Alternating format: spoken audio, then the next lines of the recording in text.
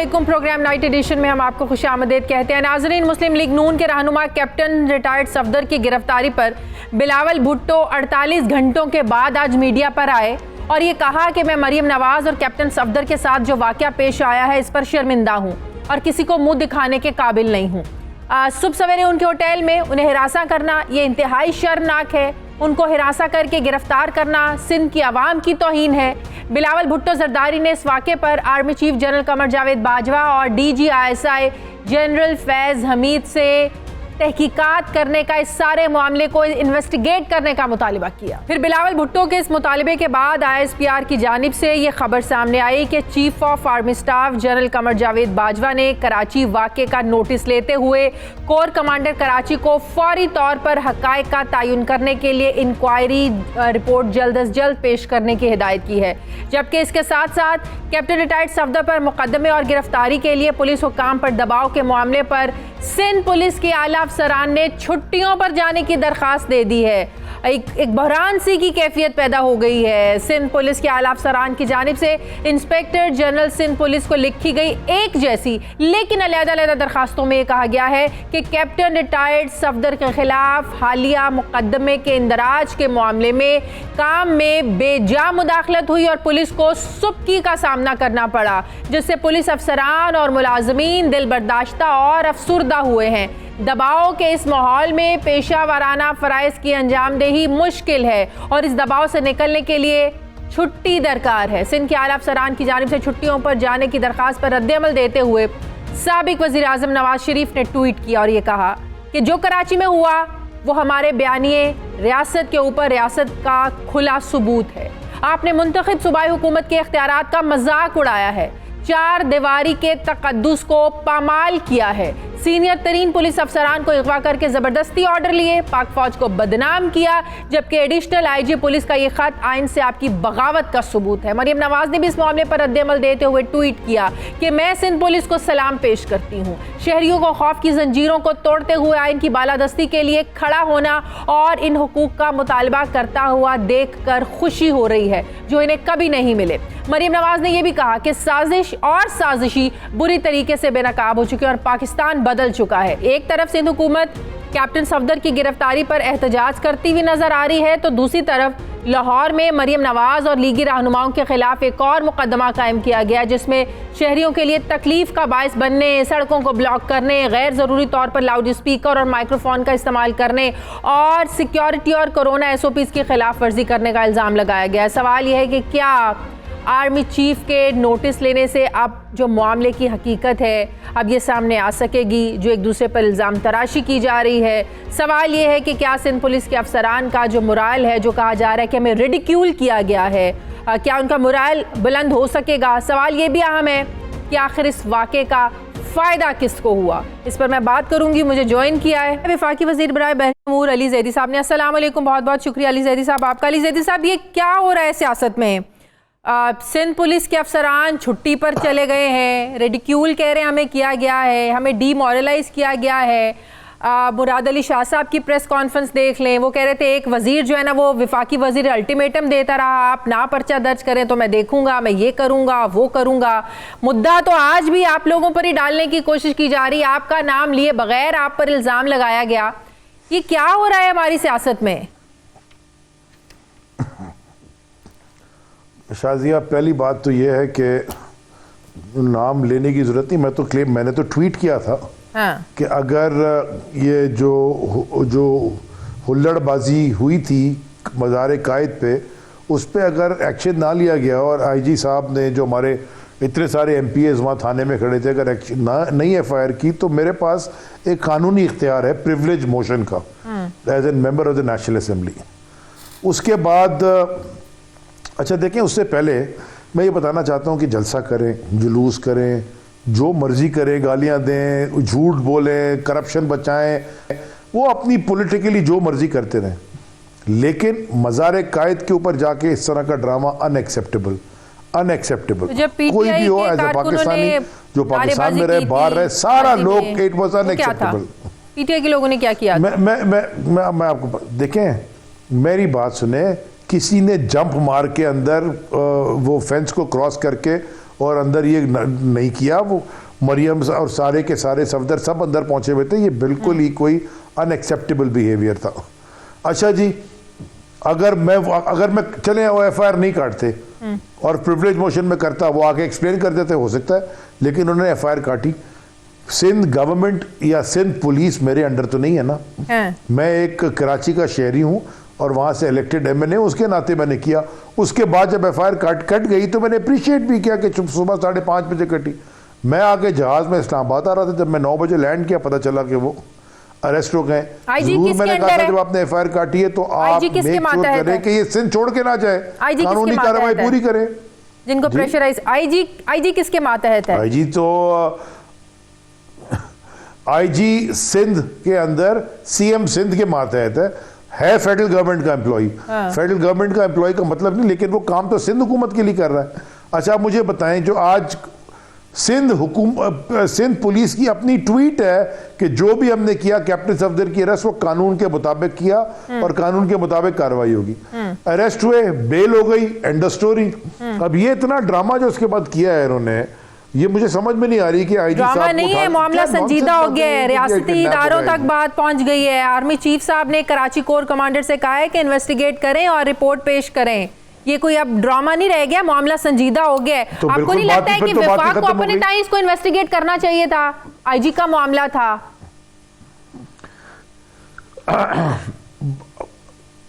अब तो बिल्कुल ही सिंपल हो गया ना। जब अगर आर्मी चीफ ने कह दिया कि वो इन्वेस्टिगेट कर लें कि जो इल्जाम लगा रहे हैं सच से गलत है, let's wait for the investigation, it's over. मतलब कोई बड़ी बात ही नहीं, एंड ऑफ स्टोरी। अच्छा, मुझे एक और बात बताएं, ये चाह रहे हैं कि केओस क्रिएट करे इस मुल्क में। ये जो पीडीसी है, ये जो पीडीसी है, ये पीडीएम कहते हैं, मैं पीडीसी कहता हूं बिकॉज नहीं, पीडीसी सर्कस जो है, सी फॉर सर्कस। ये तो सर्कस ये मचाना चाह रहे हैं मुल्क के अंदर तबाही। बाहर बैठ के वो नवाज शरीफ कन्विक्टेड आदमी भागा हुआ मुल्क से, वहां से बैठ के उल्टी सीधी बातें कर रहा है, पूरी पाक फौज के खिलाफ बातें कर रहा है, चीफ के खिलाफ बातें कर रहा है। What nonsense is this?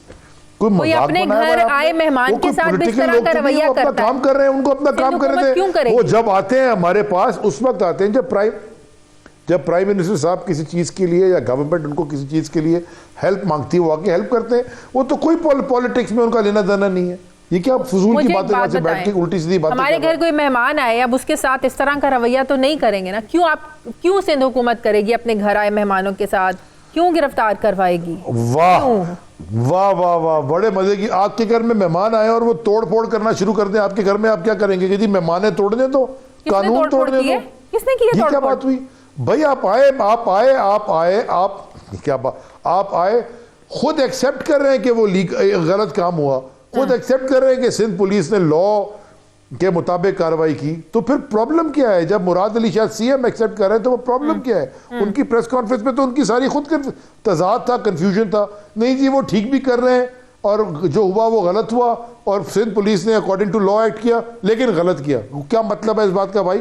According to law act किया, मत गलत किया। जिसकी मुद्दत में एफआईआर दर्ज हुई वो कौन है? मैं आपको शादी एक मिनट। अच्छा जी, जिसकी मुद्दत मैं नहीं जानता।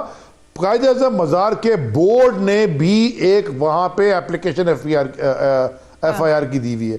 हमारे राजा अजहर एमपी है, उन्होंने भी दी हुई है। अब मुझे नहीं पता कि किसने की। अगर वो गलत आदमी है उसको उठा के बंद कर दे, मैं तो नहीं खड़ा हूंगा उसके लिए।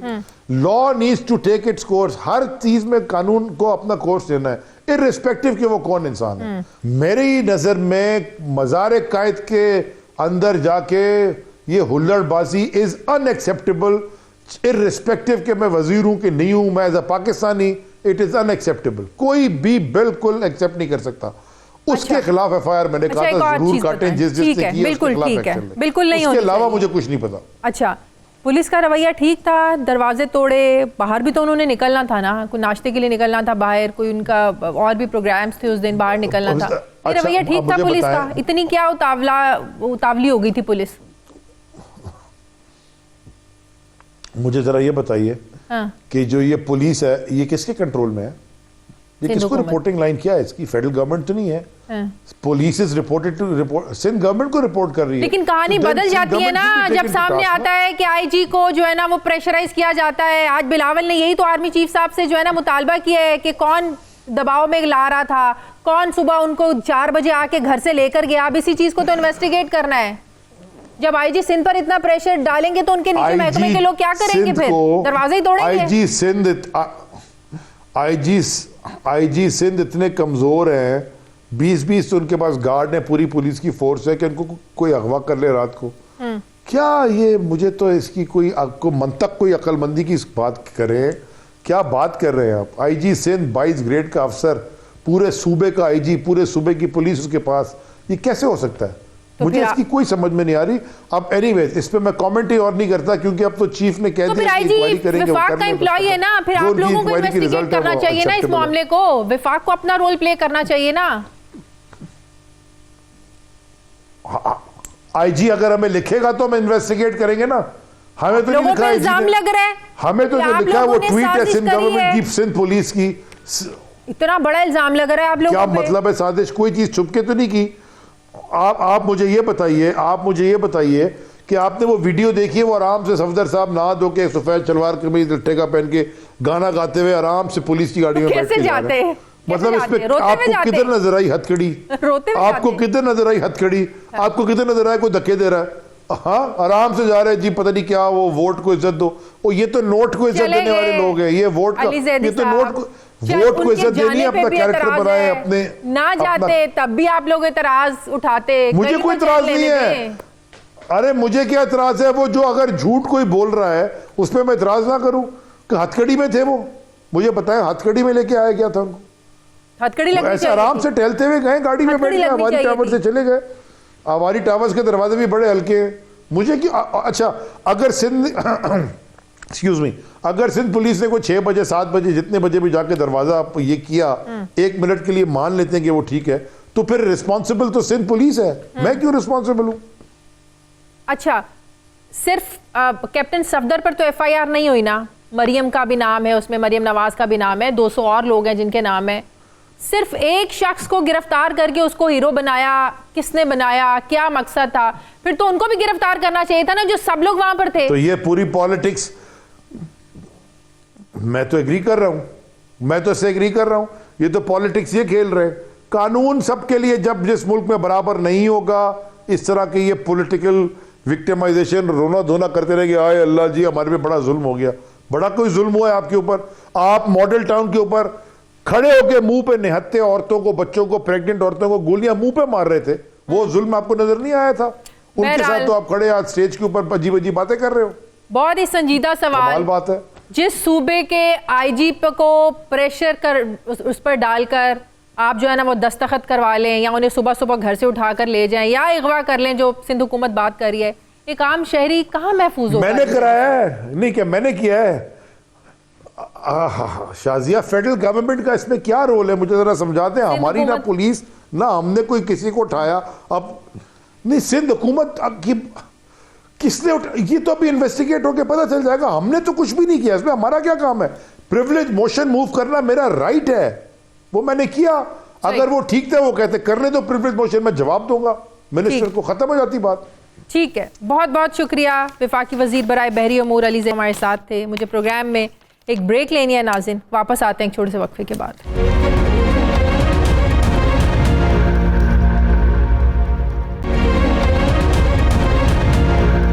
ब्रेक के बाद एक बार फिर से आपको खुशामदीद कहते हैं। मुझे पाकिस्तान पीपल्स पार्टी की रहनुमा सेनेटर ससी पिलेजो साहिबा ने ज्वाइन किया। अस्सलाम वालेकुम, बहुत बहुत शुक्रिया आपका। ससी पिलेजो साहिबा, पीपल्स पार्टी कल से जो बात कर रही है, आज मुराद अली शाह साहब ने भी प्रेस कॉन्फ्रेंस की, बिलावल भुट्टो जरदारी ने भी प्रेस कॉन्फ्रेंस की। जो आप लोगों का एक मौक़िफ़ सामने आ रहा है कि वो ये कि शायद सब कुछ जो है ना वो पीटीआई ने किया है, पीटीआई ने साजिश तैयार की है। लेकिन सवाल ये है कि अगर पीटीआई ने सब साजिश तैयार की है तो उस साजिश को कामयाब सिंध पुलिस ने किया है, सिंध पुलिस ने एफआईआर काटी है, सिंध पुलिस ने जो है ना वो गिरफ्तार किया है। फिर सिंध पुलिस खुद ही कहती है कि हम डीमोरलाइज हो गए हैं, हमें रेडिक्यूल किया गया है। उन्होंने आज छुट्टी की दरखास्तें दे दी हैं। तो बात यह है कि सिंध पुलिस ज़ाहिर है सिंध हुकूमत के कंट्रोल में है, वफाक के तो कंट्रोल में है नहीं। तो इस पर तो मुराद अली शाह साहब को कल ही स्टेप डाउन कर देना चाहिए था कि मेरे सूबे में, हमारे सूबे में कोई दूसरा कैसे कंट्रोल कर सकता है, कैसे हमारी पुलिस को कोई चला सकता है, दबाव डाल सकता है। बहुत शुक्रिया। हम सॉफ्ट तरीके से भी बात कर सकते हैं, लहजे का एग्रेसिव होना ज़रूरी नहीं है। बिल्कुल आपने सवाल किया है, मैं उसको जवाब इस तरह दूंगी कि डिटेल्स सारे आपके पास हैं माशाल्लाह। 92 तो हर चीज़ पर गहरी नज़र रखता है। और चेयरमैन बिलावल साहब की जो प्रेस कॉन्फ्रेंस आई, और अब इस चीज़ पे मज़ीद मैं क्या कहूँ, जबकि चीफ ऑफ आर्मी स्टाफ साहब ने ख़ुद कांटेक्ट किया चेयरमैन बिलावल भुट्टो ज़रदारी साहब से, और चेयरमैन साहब ने इस चीज़ को अप्रिशिएट किया है। बाकी पुलिस के हवाले से बिल्कुल, बाकी पुलिस के हवाले से ज़ाहिरी बात है, हम नहीं चाहते कि हमारी पुलिस जो है उसको उस तरीके से जो है ट्रीट किया जाना चाहिए था, या जिस तरीके से मामलात को हैंडल करने की एक अजीब सी कोशिश की गई है, उसको कोई भी ठीक नहीं समझता। और ये कि अब लोग ख़ुद भी देख रहे हैं, सब कुछ सामने है। आज की प्रेस कॉन्फ्रेंस चेयरमैन बिलावल साहब की जो थी उसमें सवालात थे कई सारे, और उन्होंने अपनी नापसंदीदगी और इवन उन्होंने मजम्मत भी की। कल का जो वाक़या हुआ, ज़ाहिर बात है सिंध वाहिद सूबा है जहाँ पाकिस्तान पीपल्स पार्टी की हुकूमत मैंडेट मिला हुआ है, और जहाँ अगर हमारे मेहमान या किसी के साथ भी कोई भी मसला होता है, नेचुरली हम समझते हैं कि उसको एक लॉ है, एक आपके पुलिस से आपकी, तो उसको पुलिस पर कोई इस तरह से कोई प्रेशर डाले तो पुलिस भी नहीं पसंद करती। पुलिस में आज हमने देखा है काफ़ी रिजेंटमेंट हमने महसूस की है, और कई सारे पुलिस ऑफिसर्स हमारे जो है वो खुश नहीं है इस सारी चीज़ से। और अब जो है हमें वो दौर भी याद है ससी पलेजो साहिबा, जब यहाँ पर इसी शहर में बोरी बंद लाशें मिला करती थी। MQM का जो दौर है वो अरूज पर था। एक दिन पंजाबी की लाश मिलती थी तो दूसरे दिन पख्तून की लाश मिलती थी, पश्तून की लाश मिलती थी। तब तो इन सिविलियंस ने, पुलिस ऑफिसर्स ने तब तो अपने कभी नहीं कहा कि हमारा जो है ना, हम यहाँ के लोगों को तहफ़्फ़ुज़ नहीं दे पा रहे हैं, हमारे होते हुए यहाँ पर जो है ना वो बोरीबंद लाशें मिल रही हैं, हम लोगों की जान माल की तहफ़्फ़ुज़ नहीं कर पा रहे हैं, तो हम तो डीमोरलाइज हो रहे हैं, हम कुछ कर नहीं पा रहे, हम इस्तीफ़े दे दें। कैप्टन सफदर की गिरफ्तारी पर क्या इतना गुस्सा, इतने डीमोरलाइज हो गया पूरा पुलिस डिपार्टमेंट के वो छुट्टी पर ही जाना चाहते हैं? मैं अब तो मैं नहीं पढ़ूंगी। एक चीज़ ठीक नहीं हुई है, इसको ठीक करना जो है चाहिए, जिसकी भी जो भी जिम्मेदारी है। अगर हर इदारा, हर बंदा अपने डोमेन में रहकर जो भी उसके एक आईनी या उसके रूल्स के मूजिब या जो प्रोविजंस हैं उसके सर्विस के, उसमें रहकर कोई काम करेगा तो चीज़ें ठीक हो सकती हैं। पुलिस में काफ़ी बेहतरी आई है। पुलिस को बिल्कुल आपकी बात सही है कि जब दहशतगर्दी उरूज पे थी तो उसके बाद भी जो ऑपरेशन हुआ उसमें भी हमारी पुलिस में काफ़ी सारे अजीब से लोगों को भी भर्ती किया गया, और उसको भी हमने ठीक करने की कोशिश की है। आप देखें कि अभी स्टॉक एक्सचेंज पर इतना ख़तरनाक जो है हमला करने की कोशिश की गई, उसमें हमारे यही सिंध पुलिस थी और उसके नौजवान थे, उन्होंने आगे बढ़कर उसको नाकाम बनाया। और वफाकी हुकूमत ने तो नहीं, लेकिन सिंध हुकूमत ने सराहा भी और उनको अवार्ड्स वगैरह भी दिए। और हम जो पुलिस ऑफिसर जो भी क्योंकि ये सारी लॉ एनफोर्सिंग एजेंसीज जिसमें हमारे अफवाज से लेकर हमारी पुलिस फोर्स तक जो भी अपने उसमें रहकर अच्छा काम करते हैं, हम उसको सराहते हैं। और ख़ासकर दहशतगर्दी की जंग में हमारी लॉ एनफोर्सिंग एजेंसीज ने बहुत कुछ झेला है। अब कोई शक नहीं, काफी ऊपर नीचे हुई है, उसको ठीक करने की जहाँ जरूरत पेश आएगी इसको ठीक करना चाहिए। शशि पलेजी साहिबा, आप लोगों पर पता है कल से ये भी तनकीद हो रही है कि पाकिस्तान पीपल्स पार्टी शायद डबल गेम कर रही है। नवाज शरीफ के बयाने से अपने आप को आप लोग डिस्टेंस भी करना चाहते हैं। मैं बता रही हूँ जो तनकीद हो रही है, आप लोग डिस्टेंस भी करना चाहते हैं, PDM के इत्तेहाद में कुछ बार्गेनिंग पोजीशन के लिए रहना भी चाहते हैं, और जो है ना जो कुछ हुआ है शायद सिंध हुकूमत के इमाम पर हुआ है, ये तनकीद हो रही है आप लोगों पर। भाई कौन सी तनकीद नहीं हो रही है, मुझे आप सिर्फ ये बता दें। आप मीडिया के लोग, अब आपके आंख और कान आवाम के भी बनते हैं और हमें भी कवर करते हैं, सियासत को भी आप गहरी नज़र से देखते हैं। खैर, सवाल पूछना आपका हक बनता है। देखें, पीडीएम का जलसा जो है ये दूसरा था और सिंध में ये पहला था और ज़बरदस्त रहा, बड़ा कामयाब था। अब जलने वाले अब कहीं तो फ्रस्ट्रेशन निकालेंगे ना, उनका कुछ तो डुगडुगी हाथ में आनी चाहिए ना, तो उनको ये डुगडुगी किस तरह वो पैदा करते, एक चीज को उन्होंने इस तरीके से, और उन्होंने ये बड़ी चालाकी से कोशिश की कि एक तो इत्तेहाद पर डेंट पड़े, अच्छा, और ये लोग अलग हो जाए। बिल्कुल, हम ये चीजें देखते हुए बड़े हुए हैं, हमें ये चीजें नहीं दिखते में आती क्या। ये तहरीक एक और एक पीसफुल जदोजहद है, उससे ये घबरा गए, इनको दीवार पे लिखा हुआ पीटीआई को नजर आ रहा है कि इनको घर जाना पड़ेगा। सही। अब उस हवाले से उनको जो भी पैंतरेबाजियां, जो भी साजिशी टोला जो है, जो उन्होंने कभी कुर्बानी नहीं दी, कभी कोई जदोजहद का हिस्सा नहीं बने, वो अचानक आ गए। वो तर्जमानों की एक टीम बैठी है, उनको तो कुछ ना कुछ तो काम चाहिए ना, डायरेक्शन भले हो ना। लेकिन एक और कॉन्ट्रडिक्शन है ना, कल जब गिरफ्तारी करती है ना पुलिस, ट्वीट करती है कि गिरफ्तारी हुई है, ये कानून के मुताबिक हुई है, थोड़ी देर के बाद उस ट्वीट को डिलीट कर दिया जाता है। एक तरफ कहते हैं कि जो हुआ है कानून के मुताबिक हुआ है, आप लोगों के वुज़रा ने भी कहा है कि मुनासिब नामुनासिब था रवैया, ऐसा नहीं होना चाहिए था, कानून के मुताबिक कार्रवाई हुई है, पुलिस ने कहा। दूसरी तरफ आज कह दिया मोरल डाउन है, हमें रेडिकुल किया गया। ये समझ नहीं आई इस कॉन्ट्रडिक्शन की।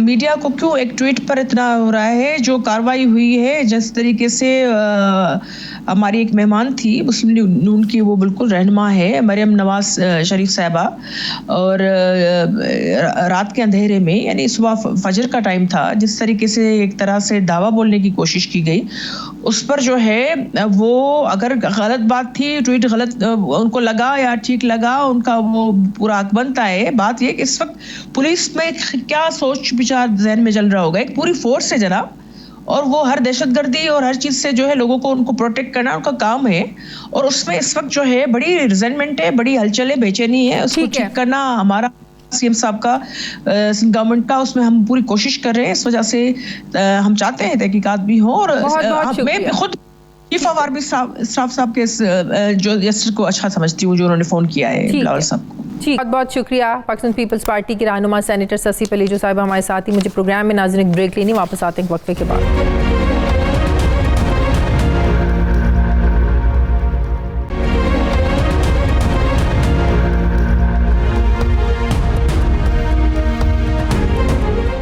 ब्रेक के बाद एक बार फिर से आपको खुशामदीद कहते हैं। सीनियर सहाफ़ी तज्ज़ियाकार सुहेल वड़ाइद साहब ने मुझे ज्वाइन किया। अस्सलाम वालेकुम, बहुत बहुत शुक्रिया सुहेल वड़ाइद साहब। सुहेल वड़ाइद साहब, एक बड़ा कह लें बहरान पैदा हो गया है, मामलात रियासती इदारों तक पहुंच गए हैं। बिलावल भुट्टो ने प्रेस कॉन्फ्रेंस के ज़रिए आर्मी चीफ से मुतालबा किया कि जो कराची में हुआ, आईजी सिंध को जो उन पर दबाव डाला गया, उन्हें घर से ले जाया गया, कहते हैं पता नहीं उन्हें कहाँ ले जाया गया। आर्मी चीफ साहब ने भी इस पर नोटिस ले लिया, इवन उनकी बिलावल भुट्टो से भी टेलीफोन पर बात हुई है।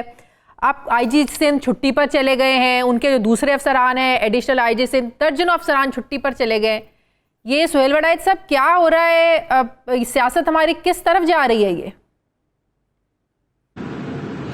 देखें, मैं शुरू से ये कहता था कि जब नॉर्मल हालात होते हैं उसमें कोई वाक़या हो जाए तो उसकी तरफ उसको काबू भी पाया जा सकता है, उसको हैंडल भी किया जा सकता है। लेकिन जब वाक़यात अब नॉर्मल होने शुरू हो जाएं तो उसमें फिर छोटा सा वाक़या भी बहुत बड़ा वाक़या बन जाता है, घड़मस हो जाती है। तो ये हम घड़मस के इस वक्त बीच में आ गए हैं। इतना बड़ा कॉन्स्टिट्यूशनल बहरान, या गवर्नर मुस्तफ़ा खर के ज़माने में एक दफ़ा पुलिस ने हड़ताल की थी, या फिर इतने सालों के बाद, ये 40 सालों के बाद तकरीबन यूँ समझें कि ये वाक़या हुआ है। और बड़ा अफसोसनाक है कि रियासत के दो अदारे, एक तरफ पुलिस है, एक तरफ फौज है, तो इनका आपस में इस तरह स्टैंड स्टिल होना और एक दूसरे के मद्दे मुकाबल आ जाना, और पुलिस वालों का ये कहना कि हमारी बड़ी तजलील हुई है और उस पर वो सारे छुट्टी ले लें, मेरा ख्याल है कि इससे बड़ा वाक़या हालिया तारीख में तो कोई नहीं हुआ। लेकिन मैं भी आपसे यही दोबारा सवाल पूछना चाहती हूँ। इससे पहले मैंने ससी पलेजो साहिबा से भी ये सवाल पूछा कि पुलिस तब कहाँ थी जब यहाँ पर बोरी बंद लाशें मिलती थी, रोज़ लोग मरते थे यहाँ पर, यहाँ भत्ते लिए जाते थे, भत्ता ना देने पर लोगों को मारा जाता था, तब इस पुलिस का ज़मीर कहाँ था? तब पुलिस डिमोरलाइज नहीं होती थी कि हमें काम नहीं करने दिया जा रहा, हम लोगों के जान माल तहफ़्फ़ुज़ को जो है ना वो यकीनी नहीं बना सकें, हम नाकाम हैं, हम इस्तीफ़े दे दें? तब तो ऐसा किसी ने ही नहीं किया। एक कैप्टन सफदर की गिरफ्तारी पर आपका इतना रिएक्शन, ये जस्टिफाई है? देखिए उस वक़्त भी मैं और आप तो हिफाजत के लिए कराची की नहीं जाते थे। उस वक़्त भी सबसे ज़्यादा जानें पुलिस ने ही कुर्बान की।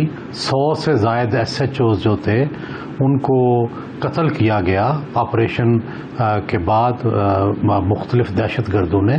इसी तरह जो दहशत गर्दी की जितनी वारदातें हुई उसमें भी पुलिस वाले ही वो बात काम आते बिल्कुल ठीक है। ये ना कहें कि उनका इख्लाकियात पर इस्तीफे किसने दिए, उनका किरदार नहीं बिल्कुल सही कह रहे हैं। कुर्बानियों से तो कोई इनकार कर ही नहीं रहा। जी नहीं, इख्लाकियात तो तब आती है कि जब आपका बस ना चले। सवाल यह है कि ये पहला वाक़या है कि जिसमें उनका बस नहीं चला।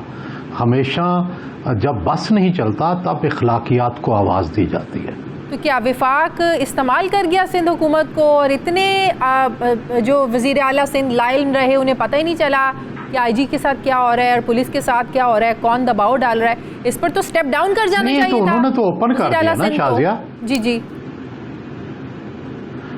देखिए उन्होंने यही तो कहा है कि अगर ये होना है तो हमें हुकूमत नहीं चाहिए। आपने शायद प्रेस कॉन्फ्रेंस नहीं सुनी बिलावल भुट्टो की। जी। उन्होंने यही तो कहा कि रेड लाइन क्रॉस हो गई है।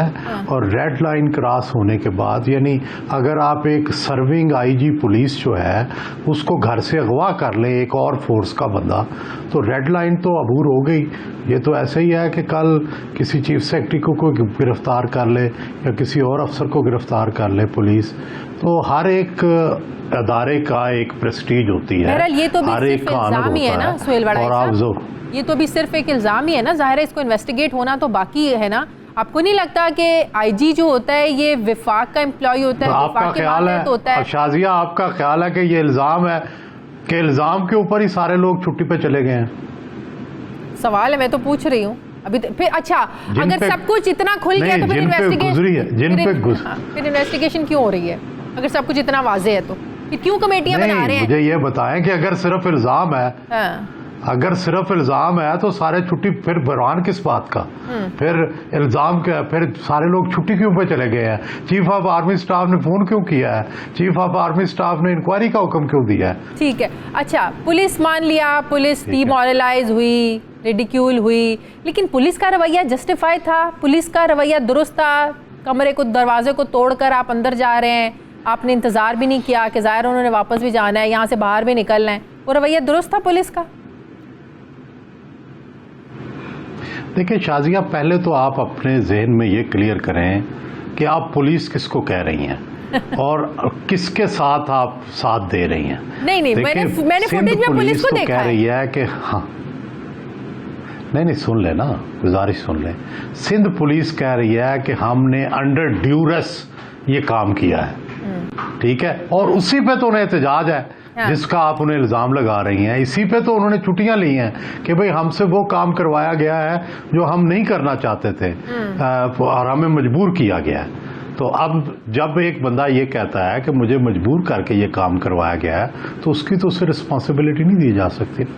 तो जो सिंध हुकूमत दूसरी तरफ विफाक पे भी इल्ज़ाम लगा रही है, उसके बारे में आपका क्या ख्याल है?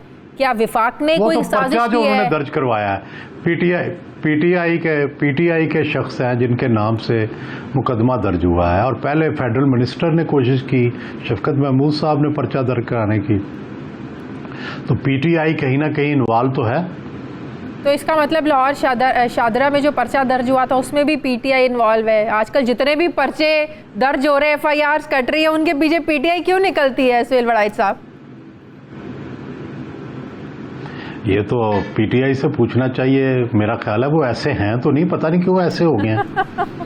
सही है, ठीक है, बहुत बहुत शुक्रिया सीवी तज्जियाकार सुहेल वड़ाई साहब मेरे साथ थे। मुझे प्रोग्राम में एक ब्रेक लेनी है, वापस आते हैं वक्फे के बाद।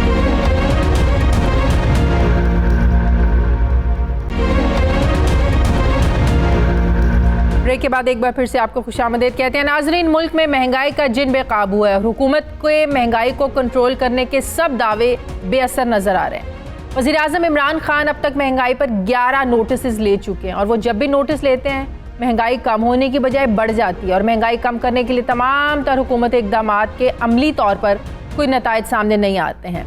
आज एक मरतबा फिर वफाकी काबीना के इजलास में मुल्की सियासी सूरत हाल, अपोजिशन के जलसे जुलूसों समेत महंगाई पर बहस हुई और वज़रा ने महंगाई को कंट्रोल करने और अशियाए ज़रूरिया की कीमतों में कमी की हतमी मुद्दत का मुतालबा किया और वफाकी वज़ीर बराए फूड सिक्योरिटी ने ये कहा कि वो टाइमलाइन दें ताकि आवाम को आगाह किया जा सके, उन्हें बताया जा सके कि कब तक महंगाई पर काबू पा लिया जाएगा। वज़ीर-ए-आज़म महंगाई की असल वजह ज़ख़ीरा अंदोज़ी को करार देते और उन्होंने महंगाई और ज़ख़ीरा अंदोज़ी को कंट्रोल करने के लिए टाइगर फोर्स को भी मैदान में उतारने का फैसला किया है, जबकि अशिया की कीमतों को काबू में रखने के लिए हुकूमती मशीनरी और इदारे पहले से मौजूद हैं। सवाल यह है कि क्या ऐसे इक़दाम से महंगाई पर काबू पाया जा सकता है? जब बिजली और गैस की कीमतों में आए रोज़ इजाफा खुद हुकूमत करती हो, जब पेट्रोल, बिजली और गैस की कीमतों में इजाफा होगा तो लाजमी बात है कि जो बाकी चीज़ें हैं, रोज़मर्रा की जो बुनियादी ज़रूरत की अशिया हैं, उनमें ऑटोमेटिकली इजाफा होगा। इसके अलावा चीनी और गंदम पहले ये कहकर बरामद की गई कि मुल्क की ज़रूरत से ज़्यादा है और अब चीनी और गंदम को दरामद किया जा रहा है कि मुल्क में किल्लत हो गई है। आखिर ये सब क्या है? अब वो कौन लोग हैं जो पहले अशियाए ज़रूरिया को बरामद करवाते हैं ये कह के जो स्टॉक है ये ज़रूरत से ज़्यादा है, और फिर वज़ीर आज़म को वही लोग इन अशिया की किल्लत का बताकर दरामद करने की इजाज़त भी ले लेते हैं? क्या वज़ीर आज़म ने इन माफियाज़ के ख़िलाफ़ कोई नोटिस लिया है? अद्वियात की कीमतों में कई 100 गुना इजाफा करने का फ़ायदा किन किन को हो रहा है? सवाल ये है कि क्या हर मुश्किल और महंगाई भुगतने के लिए सिर्फ अवाम ही रह गए हैं और ये सब इन आम लोगों के साथ हो रहा है जिनकी 65% तादाद पहले ही ख़त गुर्बत से नीचे की ज़िंदगी गुजारने पर मजबूर है।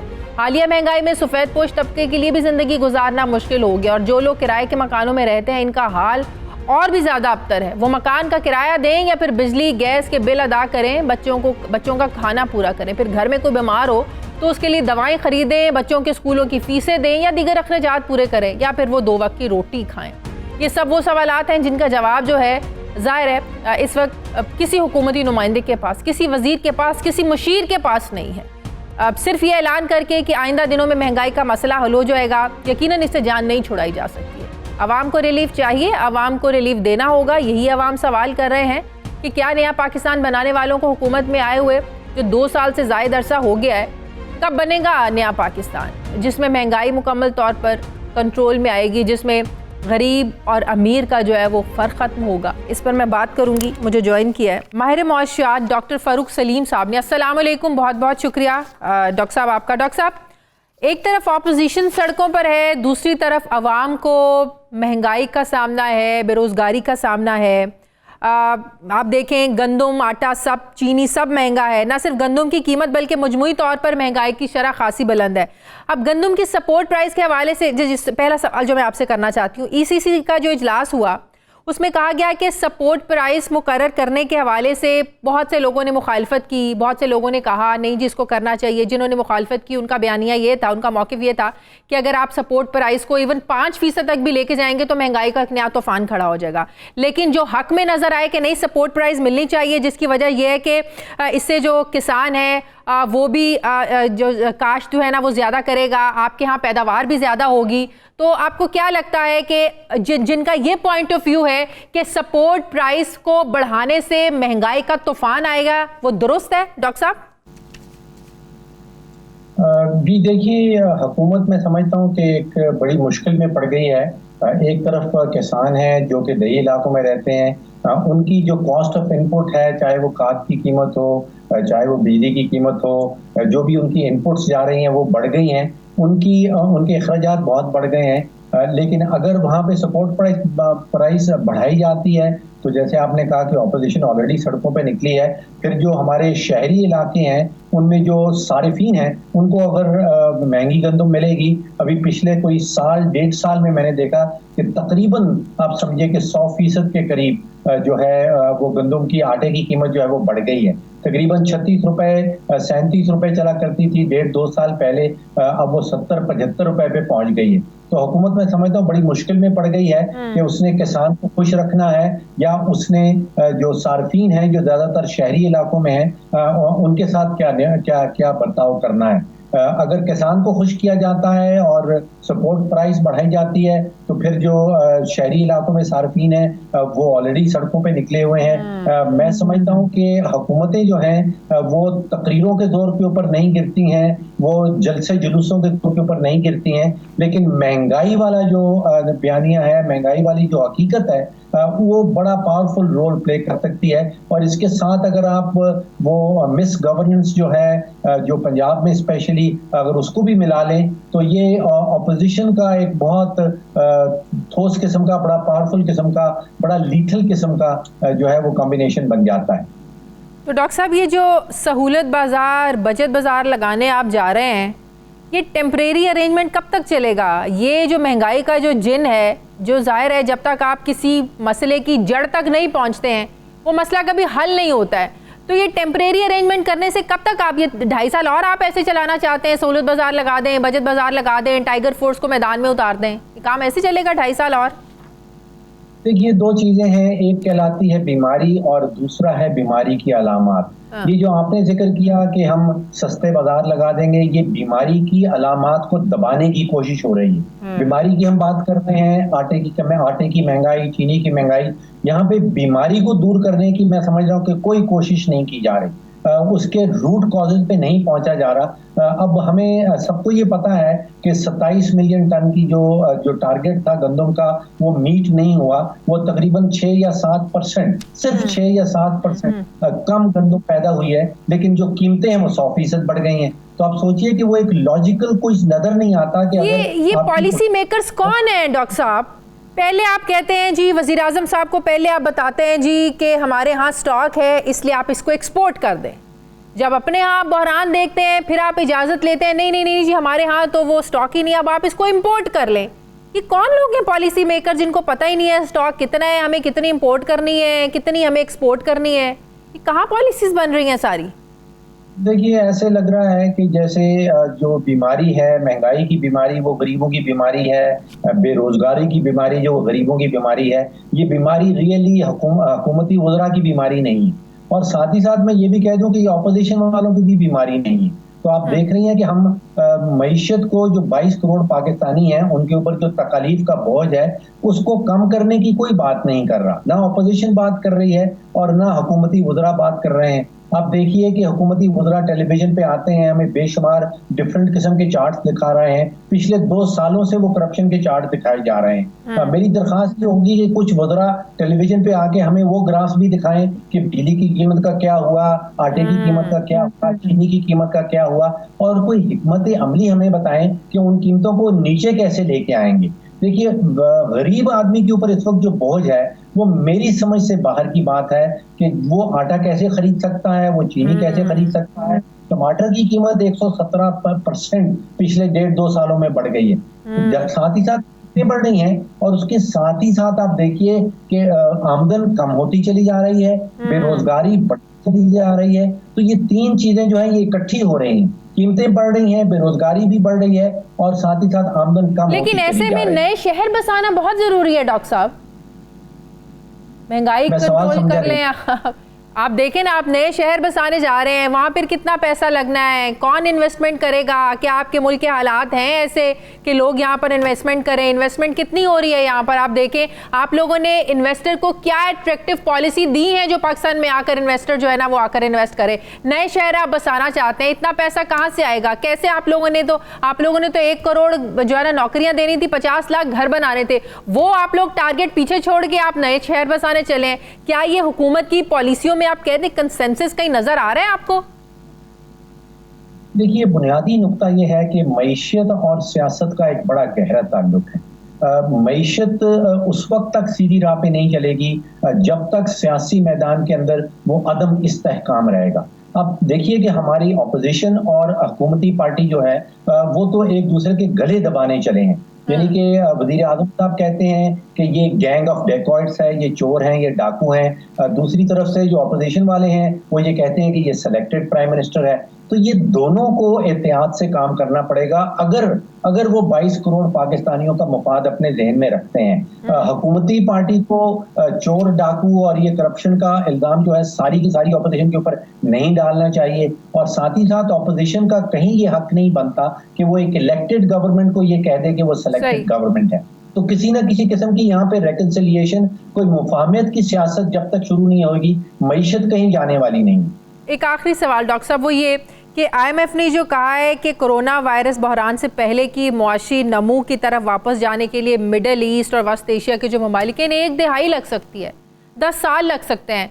तो फिर ऐसे में जो हर बजट आने पर हमारी जो हुकूमतें हैं वो टारगेट सेट करती हैं, आपकी GDP की क्या ग्रोथ होगी, आपने गुर्बत को किस हद तक कंट्रोल करना है, कितने फ़ीसद महंगाई होगी, तो ये टारगेट फिर आप कैसे अचीव करेंगे? आप तो फिर उस बहरान से निपटते ही आपको तो 10 साल लग जाएंगे, उस कंट्रोल को ओवरकम करने में 10 साल आपको लग जाएंगे, तो आप मुल्क की मईशत के फैसले फिर कैसे करेंगे? जी बिल्कुल सही कह रही हैं। मेरा बुनियादी नुक्ता यह है कि जब तक सियासत के अंदर इस्तेहकाम नहीं आएगा, जब तक इस किस्म की पॉलराइजेशन चलेगी, उस वक्त तक आप मईशत को तो भूल जाएं। इस वक्त ना हुकूमती पार्टी का कोई फोकस है मईशत के ऊपर, ना ऑपोजिशन का कोई फोकस है मईशत के ऊपर। दोनों पार्टी का 100% फोकस इस वक्त सियासत के ऊपर है। और जो 22 करोड़ पाकिस्तानी चाहते हैं, उनके जो इश्यूज हैं वो इन लोगों के जहन में नहीं है। अभी हम टोटली नॉन इश्यूज के ऊपर पड़े हुए हैं। सितंबर का पूरा महीना आपने देखा, हमने निकाल दिया कि chief of the army staff से कौन मिलने गया था, उन्होंने कितना टाइम दिया, जो मरियम नवाज साहिबा हैं क्या उनका जिक्र किया गया। अक्टूबर का पहला हाफ आप देख लीजिए, हमने गुजार दिया कि वो जी तमगे किसको मिले गद्दारी के। अब फिर वो कैप्टन सफदर साहब की FIR का चक्कर शुरू हो गया। ये आम आदमी के लिए कंप्लीटली नॉन इश्यूज हैं। हमारे लिए इश्यूज आटे की कीमत, चीनी की कीमत, पेट्रोल की कीमत, बिजली की कीमत, ये 4 या 5 इश्यूज हैं, इनकी तो कोई बात ही नहीं कर रहा। बिल्कुल सही, बहुत बहुत शुक्रिया माहिर मुआशिया डॉक्टर फ़ारूक सलीम के साथ हैं। नाज़रीन, हमारे प्रोग्राम का वक्त ख़त्म हो गया है। प्रोग्राम के लिए आप हमें फ़ीडबैक ज़रूर दीजिएगा। मेरी आपसे मुलाकात होगी कल। अपना ख्याल रखिएगा। अल्लाह हाफ़िज़।